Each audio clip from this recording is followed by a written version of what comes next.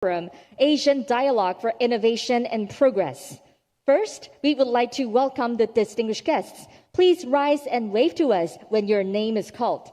First, please welcome Her Excellency Tsai Ing-wen, President of the Republic of China, Taiwan.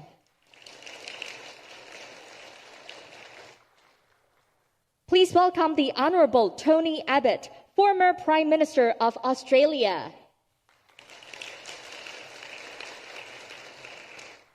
Please welcome Secretary General of the National Security Council, Mr. Wellington Koo. Please welcome Dr. Joseph Wu, Minister of Foreign Affairs. And please welcome Chairman of the Taiwan Asia Exchange Foundation, Dr. Xinhuang Michael Xiao. We would also like to welcome the members of the Diplomatic Corps as well as all of the distinguished guests for being here with us today. Now, we would like to play an introduction video. Please enjoy.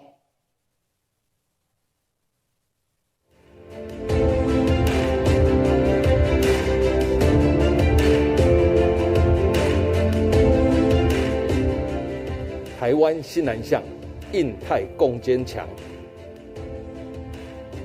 经贸新南向，突破疫情限制，为区域经济注入新活水。建立疫后亚洲安全网，台湾不缺席。教育新南向，深耕区域人才培育。农业新南向，台湾与新南向伙伴国家一起打造区域永续安全的农业。用科技的力量，让台湾与区域伙伴共同打造坚韧的未来。培育亚洲人才，从台湾开始。让台湾接轨亚洲，让亚洲看见台湾，一起打造艺术文化的共融体。厚实多元文化特色，为台湾注入南向新力量。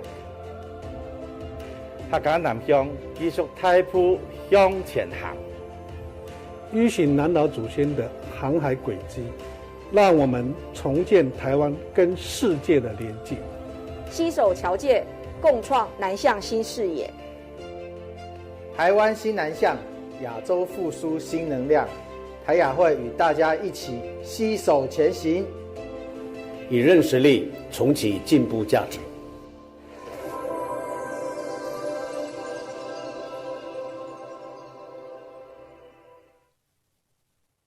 Thank you to the cabinet members for their strong support and encouragement. This year marks the 5th edition of the forum, which serves as a dynamic platform to promote dialogue and deepen the connections between Taiwan and Asia. The theme of this year, Resetting Priorities of Progress with Resilience, also highlights the importance of forging alliance in response to the pandemic. Representatives from the government, industry, and academia from home and abroad will shed light on the key issues of economic cooperation, public health, talent cultivation, and smart agriculture, among others. We look forward to the fruitful exchange of views in today's forum. To kick off, first, we would like to invite the host of today, Dr. Xinhuang Michael Xiao, Chairman of the Taiwan Asia Exchange Foundation, Taiwan, to give us the opening remarks.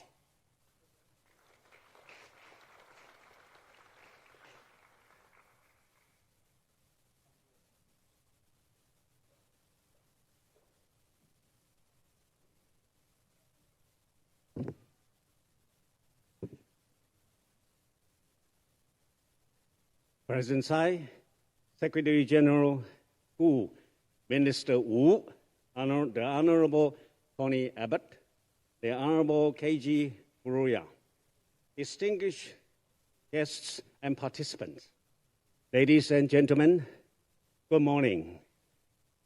On behalf of Taiwan Asia Exchange Foundation, TAEF, the organizer of the 2021 Yusan Forum, I would like to express my sincere welcome to you all to join this year's Yusan Forum. Although the pandemic continues to escalate, your on-site and online support at this difficult moment has proven the progress of Taiwan's global partnership. Domestically, as you can see from the video, this new southbound policy is the collective effort of all ministries. I especially thank the Honorable Tony Abbott AC for traveling all the way to Taiwan. Your presence here shows how democracies can build trustworthy ties in a time when the Indo-Pacific region has faced with convergent risks, ranging from military threat, ideological disparities, to geopolitical confrontations. My deep gratitude also goes to the Honorable Kenji Furuya for his continuous support for Taiwan and his regular participation in this Yusan Forum. Last year's Yusan Forum focused on forging resilience, future together. This year's theme is resetting priorities of progress with resilience. The keywords are always resilient, and we hope next year still resilient with a more optimistic tone. A timely topic indeed. Today, we have witnessed how the global pandemic generated a tale of two divided worlds. Some countries have embarked on recovery plans already in the post-pandemic era. There are other countries, however, still standing at the crossroads of virus outbreaks, economic downturn, and deprivation of everyday life well-being. While the resilience of the international community has been put to a test in the face of emerging challenges, the new southbound policy, I wanted to emphasize, has successfully breached this two divided world. Through the past year, Taiwan and new southbound countries have generously shared public health resources together. We have continued important projects of talent cultivation, economic development, and regional collaboration through our digital technologies. When the new southbound policy entered the fifth year, some progress partnerships have marked the historical significance of the 2021 Yusan Forum in mapping new initiatives in the post-pandemic era. We will share the newest achievement of the new southbound flagship and other related programs made by governmental and non-governmental resource sectors, and investigate how to foster a resilient sphere of co-prosperity in the Indo-Pacific region. I hope this year's Yusan Forum could deepen the existing result and achievement and formulate the key foundations for the next phase of new southbound policy. In order to promote the new southbound policy in Taiwan society, TAEF has prudently shouldered the responsibility to serve as the platform between government and civil society. Taiwan's NGO has long served as one of the best examples of people-to-people exchange. They have been actively providing development assistance and humanitarian sector support for our neighboring partners, especially when the pandemic has injured social well-being. In TAEF's recent report, From Taiwan to Asia, Taiwan's NGO's international assistance under COVID-19 crisis, we have surveyed 30 important Taiwanese NGOs and found out they have invested around $5.4 million in COVID-19 assistance through various educational, health, and livelihood projects in Southeast and South Asian countries in 2020 alone, benefiting over 8 million individuals and their families. Well, we have done the first research report on NGOs' engagement in Asia during the pandemic. Taishang, that means Taiwanese business in overseas, has also been our research focus. Throughout the past 3 years, we have initiated a series of studies on the image of Taiwan and Taiwanese business in Vietnam, Indonesia, and Thailand. We look forward to Taishang's efforts in establishing more dynamic and beneficial connectivities with the local communities, and participating in through enhancing corporate social responsibility with the technological innovation and participating in solid and stable global value chain process in South and Southeast Asia. Although the young generation will be a transformative force that brings innovation and new orientation in the future, however, their present lives have been proportionally disrupted by the global pandemic attacks. Since 2020, TAEF has partnered with the Japan office of the prestigious German think tank Konrad Adenauer Stiftung to address the surging youth unemployment problems across Taiwan, Indonesia, Malaysia, and Vietnam. In discussing how young talents could build back a better future, all experts have advocated the governments in the region should weave stronger social safety nets to ensure young people's essential needs are really met and empower their resilient capabilities. TAEF will soon work with our counterparts in the region to collectively address this critical issue on youth work. The above long-term projects between Taiwan and Asia would never be possible if we lose the foundations of cultural understanding.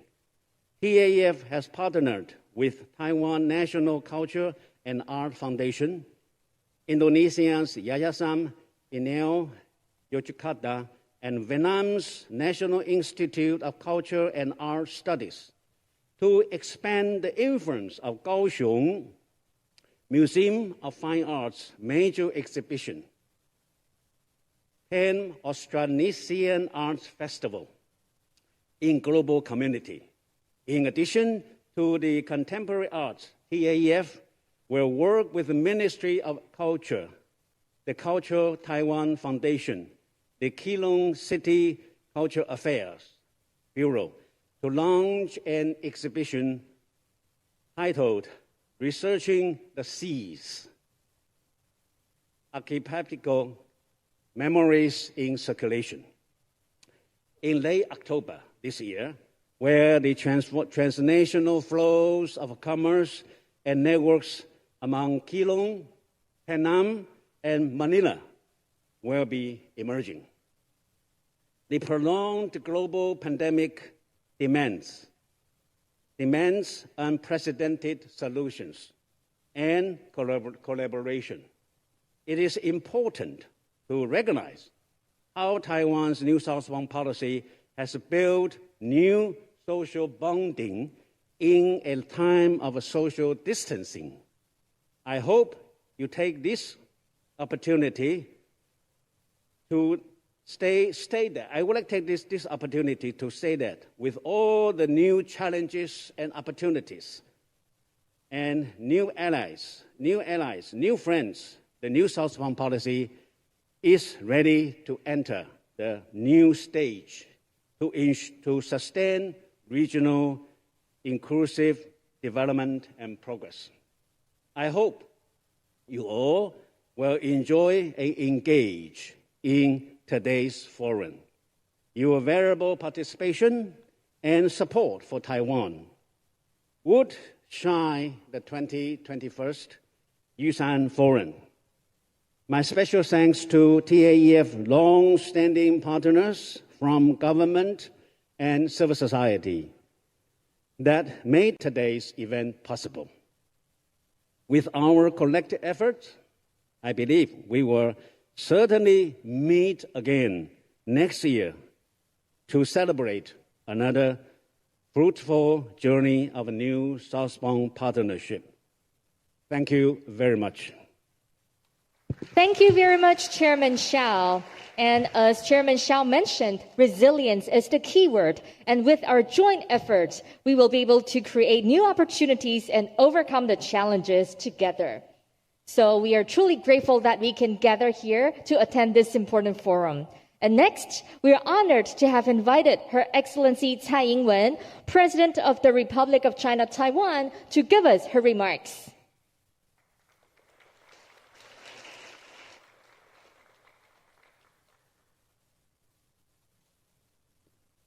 Dr. Xinhua Michael Hsiao, Chairman of the Taiwan Asia Exchange Foundation, the Honorable Tony Abbott, former Prime Minister of Australia, Mr. Keiji Furuya, Chair of the Japanese All-Party Parliamentary Group for Taiwan, Dr. Alan Yang, Executive Director of Taiwan Asia Exchange Foundation, Joseph Wu, our Foreign Minister, and ladies and gentlemen, good morning.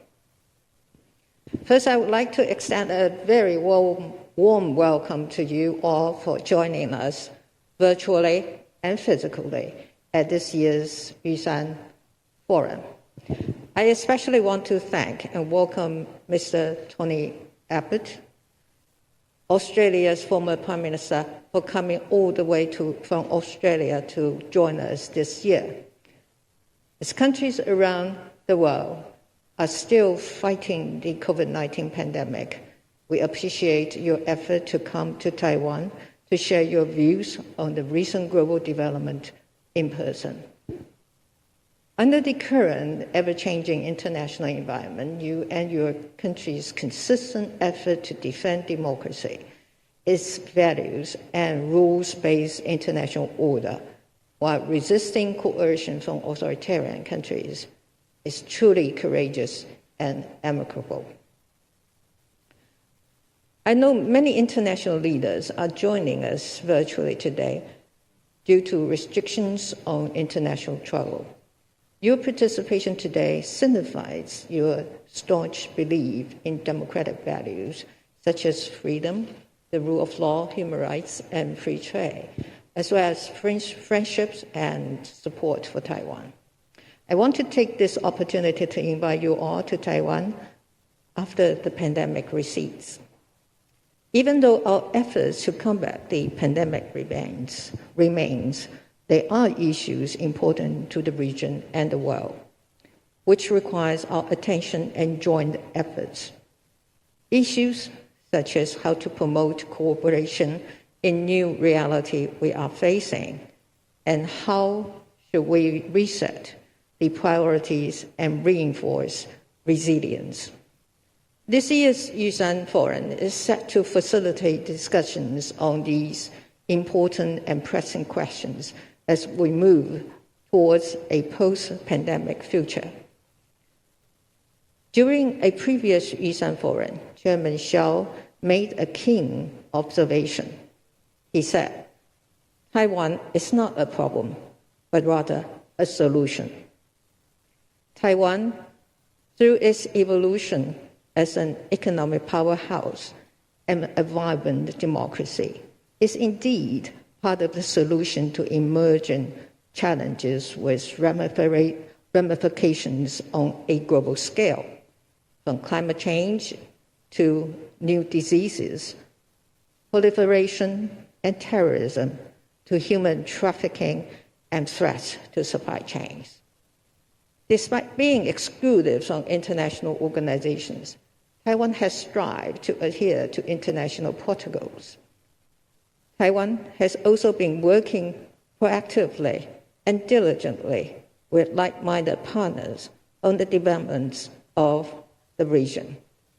In 2016, we launched the new southbound policy with the aim to facilitate regional prosperity through trade and investment partnerships, educational and people-to-people exchanges, and technological and medical cooperation with countries in South and Southeast Asia, as well as Australia and New Zealand. Since then, Taiwan has signed more than 80 agreements and MOUs with partner countries. In 2020, as a response to the pandemic, Taiwan convened a number of virtual industrial supply chain meetings and facilitated exchanges among enterprises across ASEAN. This has led to the signing of 16 industrial cooperation agreements in areas such as electronic manufacturing, green technology, biotechnology, information services, smart cities, textile, and pandemic prevention. Taiwan is also making investments in our new southbound policy partner countries through the business community, simultaneously fostering secure supply chains and regional development. With our high-tech capabilities and a professional globalized workforce, Taiwan is well positioned to help create secure global supply chains in sectors such as semiconductors, biotechnology, and renewable energy. In other words, in areas where international cooperation is needed, now more than ever. Moreover, Taiwan derives additional soft power from expertise and capabilities in fields such as education, public health, and natural disaster prevention. These are fields in which our experts and institutions are taking on a growing regional role.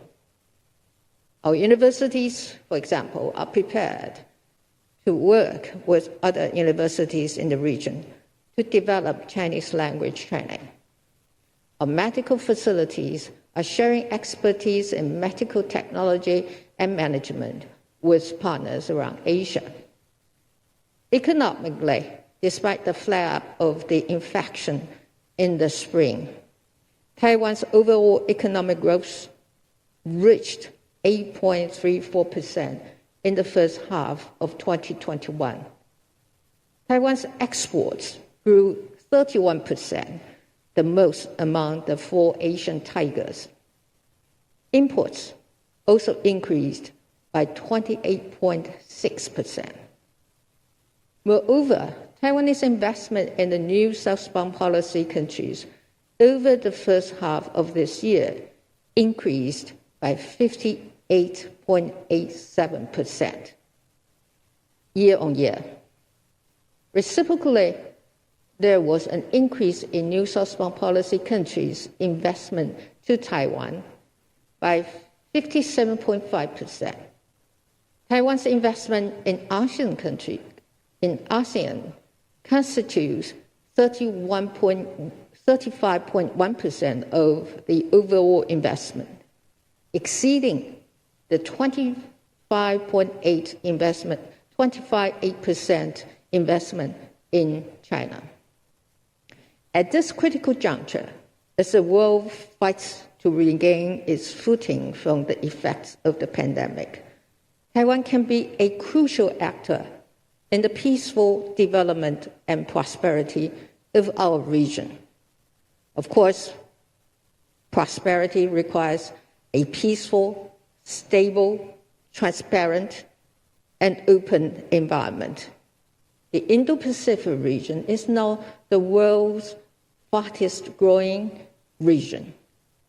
What happens in the region will ultimately shape the course of the 21st century.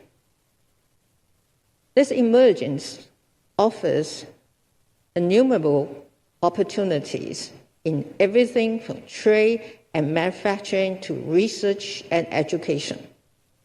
But this also brings new tensions and systemic contradictions that could have devastating effects on international security and the global economy if they are not handled carefully. In addition to economic partnerships and people-to-people exchanges, Taiwan is fully committed to working with other regional actors to ensure stability. For example, this March, Taiwan established a Coast Guard working group with the United States. This working group will improve communication and information sharing between the U.S. and the Taiwan Coast Guards. It will also facilitate greater cooperation on shared objectives like preserving maritime resources and reducing illegal, unreported, and unregulated fishing. This working group, for example, will serve as a springboard for greater collaboration on non-military matters with other partners in the Indo-Pacific. Taiwan's efforts to contribute to regional stability and security do not end there. Taiwan is fully committed to collaborating with regional players to prevent armed conflicts in the East China, South China Seas, and in the Taiwan Strait. Taiwan does not seek military confrontation. It hopes for a peaceful, stable, predictable, and mutually beneficial coexistence with its neighbors. But Taiwan will also do whatever it takes to defend its freedom and democratic way of life. As we move towards the post-pandemic era, the New South-Pacific policy will be Taiwan's pivotal regional policy for Asia. Through the New South-Pacific policy, Taiwan seeks to strengthen links with regional strategic partners such as the United States, Australia, India, Japan, and ASEAN countries. We are also grateful to like-minded countries for utilizing international mechanisms such as the Japan-US Summit, the G7 Leaders Summit, the EU-US Summit, and the Australia Funds and Australia-Japan 2+2 ministerial consultation to emphasize the importance of peace and stability in the region and across the Taiwan Strait. Taiwan may be small in terms of territory, but it has proved that it can have a large regional presence. Taiwan persevered in the face of existential threats and made itself an indispensable actor in the Indo-Pacific. Going forward, our high-tech industries, and especially our production of advanced semiconductors, will help to fuel the regional and global economy. Despite the challenges posed by the pandemic, the last 2 years were also exemplified by warmth, resilience, friendship, and partnership. As Taiwan donated material and provided assistance to the world at the onset of the pandemic, the world also came to Taiwan's aid with life-saving vaccines. Time and again, we all were confronted by great challenges, but we have always been able to triumph by working together. United, we will prevail. Lastly, I want to wish you all a successful forum. I want to welcome former Prime Minister Abbott to Taiwan again. I enjoyed our conversation yesterday, and I hope you enjoy the rest of your stay in Taiwan. Thank you, Chairman Shao, for the invitation to speak at this important event, and thank you all very much. Thank you. Thank you very much, President Tsai, for your remarks. Please return to your seat. As President Tsai said, Taiwan is a solution and a model of democracy. We will continue to contribute to the security and stability of the Indo-Pacific region and cooperate with the like-minded countries in the world. Also, we believe that when the pandemic is gradually under control, we would love to invite friends from around the world to come back to Taiwan so that we can meet face-to-face and continue our fruitful discussion and deepen our cooperation together. And on this important occasion, we're deeply honored to have invited global leaders to share with us their insights about the changing world. So first of all, we would like to welcome the Honorable Tony Abbott, former Prime Minister of Australia, who has traveled to Taiwan despite the pandemic, to give us his remarks. Please welcome him with a warm round of applause.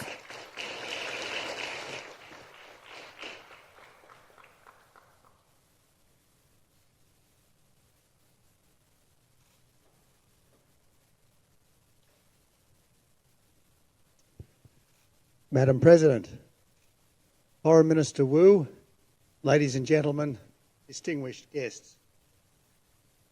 2 years back, I hesitated to attend this conference, lest that provoke China. But since then, as you know, Beijing has torn up the One Country, Two Systems Treaty on Hong Kong. It's put upwards of 1 million Uyghurs into concentration camps. It's boosted cyber spying on its own citizens, cancelled popular personalities in favour of a cult of the Red Emperor, brutalised Indian soldiers in the Himalayas, coerced other claimants in its eastern seas, and flown ever more intimidatory sorties against Taiwan. It's weaponised trade, especially against Australia, with our barley, wine and coal exports all stopped on spurious grounds. And its embassy has published 14 demands, essentially that we become a tributary state that no self-respecting country could accept. The trigger for all this was politely seeking an impartial inquiry into the origins of the Wuhan virus. So this year I'm here, having concluded that China's belligerence is all self-generated. But things, I should stress, weren't always this bad, and even now need not go from bad to worse. The Chinese economic miracle has lifted 500 million people from the third world to the middle class in scarcely a generation, probably the greatest and fastest advance in human well-being in all history, as Deng Xiaoping and his successors made room for the commercial instincts of the Chinese people. The whole world has benefited from China's productivity, including Australia, which supplied the iron ore, the coal and the gas to help make it happen. My government finalised China's first free trade deal with another G20 economy, in part because we thought that would help to build trust between China and the democracies. As Prime Minister, I was prepared to join the Chinese-led Asia Infrastructure Investment Bank because I thought that would help to give China a stake in a rules-based global order. So for Beijing, surely there's a lesson here. The more freedom its people have, the better they've done, and the more respect China has gained. Be a friend, that experience shows, and you'll have friends. Be a bully, and you'll only have clients who can't wait to escape. Now, much has changed in just 6 years, but it's not Australia's goodwill towards the people of China, about 1 million of whom are now Australians and making a fine contribution to our country. Australia has no issue with China. We welcome trade, investment and visits, just not further hectoring about being the chewing gum on China's boot. Now, a fortnight back, Professor Victor Gao, a senior Beijing foreign policy analyst and former translator for Chairman Deng, directly threatened Australians. Do you want to be a target for a possible nuclear war, he said, in response to our decision to acquire nuclear-powered but not armed submarines. So if the drums of war can be heard in our region, as an official of ours has noted, it's not Australia that's beating them. The only drums we beat are for justice and freedom. Freedom for all people in China and in Taiwan to make their own decisions about their lives and their futures. But that's not how China sees it, as its growing belligerence towards Taiwan shows.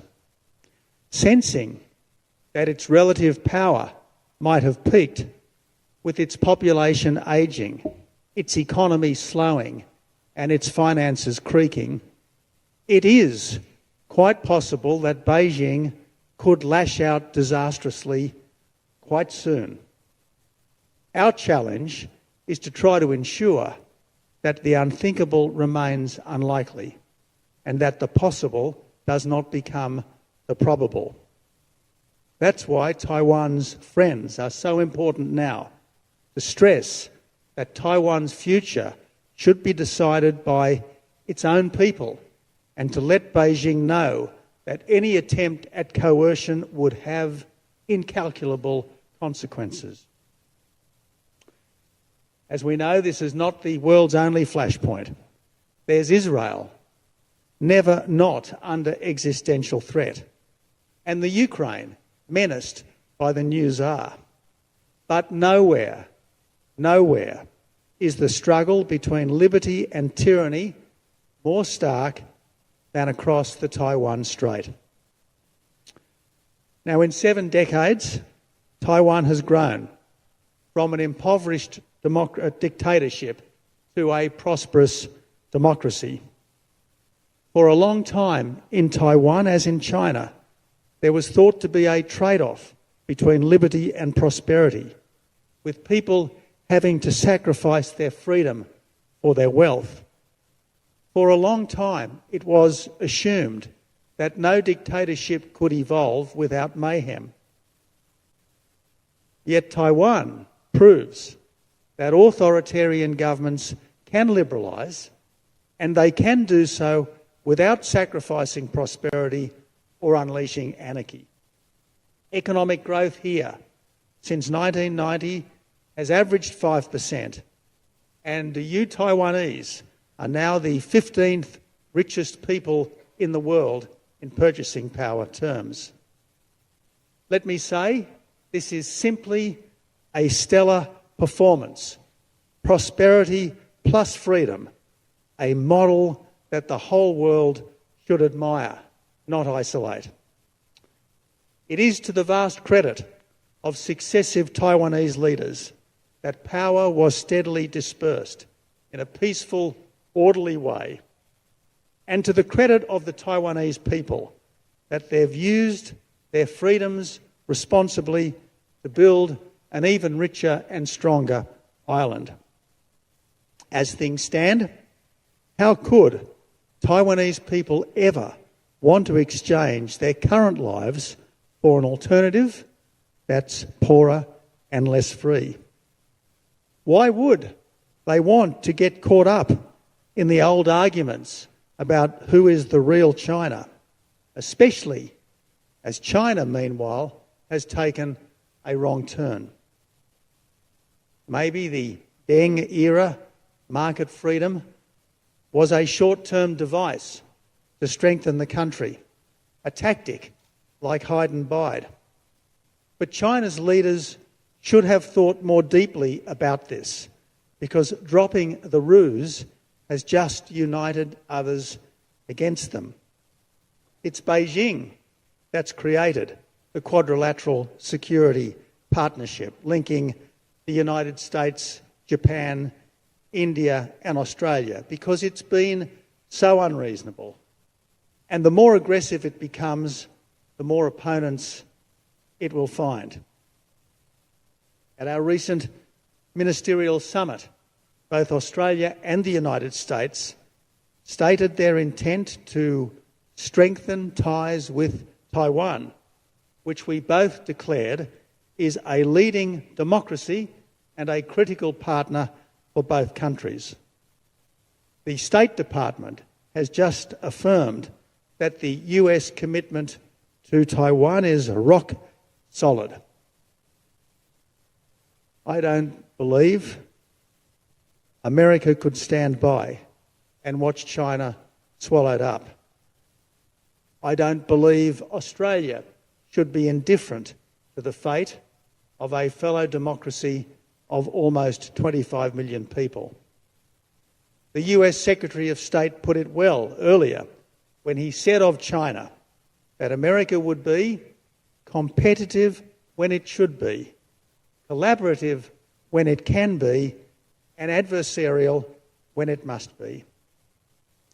But provided it's real, collaboration is still possible and trust could yet be rebuilt. But Taiwan will be the test. For the democratic world, that means a readiness to support this fellow democracy, including by welcoming Taiwan into the Trans-Pacific Partnership. And for China too, which can hardly succeed while it mistreats its own people and threatens its neighbours, that means scaling back the aggression, as it could never be admitted to the TPP while engaged in a trade war with Australia and in predatory trade all round. So, Madam President, ladies and gentlemen, nothing is more pressing right now than solidarity with Taiwan. If we want a better world, hence my enthusiastic presence here today to stand with this island that's brave and free. I won't end urging you to stay safe. Rather, something nobler and higher. Stay free. Thank you very much, Prime Minister Abbott, for joining this forum in person to show your staunch support for Taiwan. Indeed, we want to not only stay safe, but also stay free. And also, your presence here demonstrates the importance of the democracies supporting each other to ensure freedom, prosperity, and democracy in the world. So once again, we would like to express our sincere appreciation, and certainly we look forward to seeing more like-minded democracies in the world supporting each other and promote democracy in the world. Our next speaker will join us virtually. The Honorable Keiji Furuya, member of the House of Representatives Japan, will give us his remarks from Japan. And now I would like to give the floor to Mr. Furuya. はい、英文総統閣下、台湾の皆様、ご連席の皆様、日本最大の超党派国会議員連盟、日華議員懇談会の会長を務めています、古谷啓二でございます。本日は玉山フォーラムにお招きに預かり、心から感謝をいたします。この玉山フォーラム、玉山フォーラムでの講演は、今回で4年連続4回目となります。昨年同様、オンラインの参加となりました。台湾の会場で皆様とお会いすることができないのは大変残念ですが、コロナというピンチをチャンスに変え、新しい日常を実践する会議として、このように開催されることを嬉しく思っています。まず、日華議員懇談会の紹介をさせていただきます。1972年、日本と台湾は国交断交しました。その翌年、1973年に日華議員懇談会は日本と台湾の関係強化を目的に設立をされました。以来、私たちは台湾との積極的な議員外交を行ってきました。この活動は政治、経済、文化、観光分野をはじめ多岐にわたります。また、毎年、国慶双十節の際は、世界最大規模の祝賀訪問団を結成して式典に参加してきました。一昨年は総統府前のパレードに直接私たちが参加して日台友好の横断幕を掲げ行進しました。また4年に一度の総統就任式典にも必ず参加をしています。台北国立故宮博物院の日本での展覧会実現のための法整備を行いました。アジアで初めての展覧会を開催しました。この際には、ツタンカーメン展を超える80万人が来場されました。また、日華議員懇談会は、台湾の WHO や TPP など国際機関への参加支持を強く表明をしています。昨年、李登輝元総統がご逝去された際には、森喜朗元総理大臣を団長に弔問団を結成をし、コロナ禍にもかかわらず、台湾の特別なご配慮のもと、台湾を訪問しました。また、大地震をはじめとする自然災害発生期には、現金による支援を行ってまいりました。本年、台湾に2つの危機がありました。パイナップルとワクチンです。3月、突如台湾からの輸出の 97% を占めるパイナップルの輸入禁止を中国は発表しました。日本ではすぐに台湾のパイナップルの購入をして助けようという動きが自然発生的に起こりました。以来、ほとんど見かけることのなかった台湾産のパイナップルは全国どこのスーパーでも見かけるようになりました。私の岐阜県に本社のあるスーパーマーケットバラオでも今年のヒット商品となりました。2020年に2000トンの輸入量だった台湾パイナップルは2021年にはその10倍に達するという予測もあります。見事にコロナを抑え込んでいた台湾は5月には感染拡大の危機に襲われました。日本ではワクチン支援準備を水面下で進めました。それは中国の妨害を避けるためです。台湾から昨年4月に日華議員懇談会を通じて支援をいただいた N95 マスク200万枚、防護服505万着は日本にとって大変ありがたい支援で、全国から台湾に対して感謝の声が多く上がるほどでしたので、なんとか恩を返したいという関係者の思いを一つに早期実現を目指しました。結果として5月中旬にいただいた要請後、6月4日から5回に分けて、計390万回分のワクチン支援を実現し、台湾から要請のあった300万回以上の支援を達成することができました。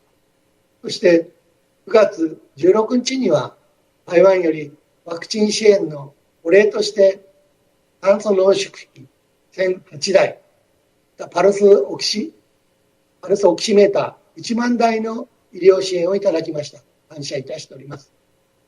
コロナというピンチをチャンスに変えるべく、日本と台湾の新たな連携ができた象徴的な出来事でした。いずれも中国による圧力が共通するものです。困った時に助けるのが真の友人であります。台湾は9月23日、TPP への正式な参加申請をされました。今回の表明を心から歓迎をいたします。日華議員懇談会は毎年の活動基本方針で自由、民主主義、基本的人権、法の支配といった基本的価値観を共有する重要なパートナーである台湾の TPP 参加支持を表明しています。また、台湾政府は今後の加入交渉に対して福島県など日本産品の輸入禁止措置の解除を協議する考えを表明をされました。TPP 参加に前提となる諸問題を解決することを含め、日華議員懇談会としてできる限りの支援をしていくことをお約束をいたします。日華議員懇談会は7月29日、日米対議員による初の戦略対話をオンラインで開会をしました。この日米対議員外交の構想は、日華議員懇談会の活動方針の最重要テーマとしてかねてより目標としていたものです。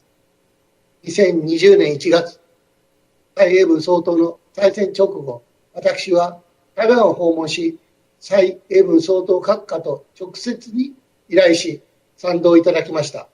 また、AIT のクリステンセン当時の代表とも意見交換をして支持をいただきました。当初、昨年5月20日の総統就任式典に合わせて開会を目指していましたが、コロナにより開催延期となり、7月29日に実現を果たしました。台湾からユウ立法委員長をはじめ、超党派立法委員、米国からハガティ上院議員をはじめ、上下両院議員、日本からは安倍前総理をはじめ、超党派国会議員が参加し、歴史的フォーラムを開会をいたしました。この実現をしました。近年、中国国防費の急増や国防法、武警法、対警法の改正のように、常軌を逸した中国の力による一方的な現状変更に対して、法の支配、基本的人権、民主主義という共通の価値観を持つ国々が連携をしていく必要があり、正式な外交がない台湾と日米の議員外交は極めて重要であります。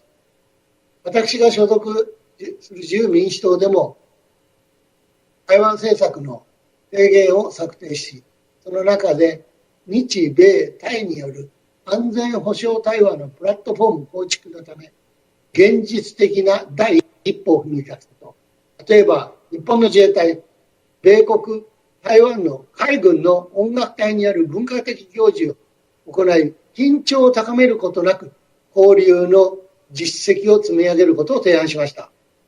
今後、日米対議員フォーラムを定期的に開催し、短期的、中長期的政策について、私たちは引き続き検討を重ね、現実かつ実効性のある取り組みをしてまいります。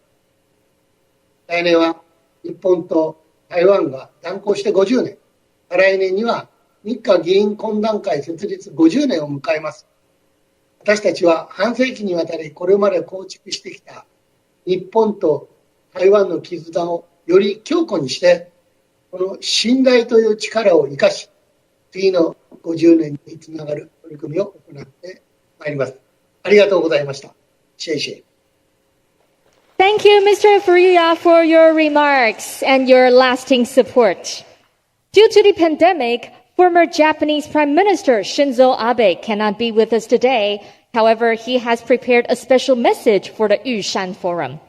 Quote, both Taiwan and Japan embrace the universal values of freedom, democracy, human rights, and the rule of law, and Taiwan is an important partner and friend to Japan. Facing the threat from COVID-19, our two countries have helped and supported each other. Taiwan also strongly supports a free and open Indo-Pacific strategy. Taiwan has outstanding digital technology and innovation and is capable of making significant contributions to the international community. The Yushan Forum is an important platform to deepen the understanding among countries and expand the scope of consensus, thereby becoming a strong source of momentum. May the forum be a great success and all of the distinguished guests enjoy good health and prosperity. Unquote.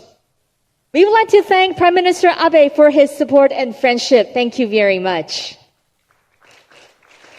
And here we are truly grateful that President Tsai has attended the Yushan Forum despite her busy schedule. So please give her a warm round of applause. And now we will send off President Tsai. Thank you for your participation. 我们谢谢蔡总统。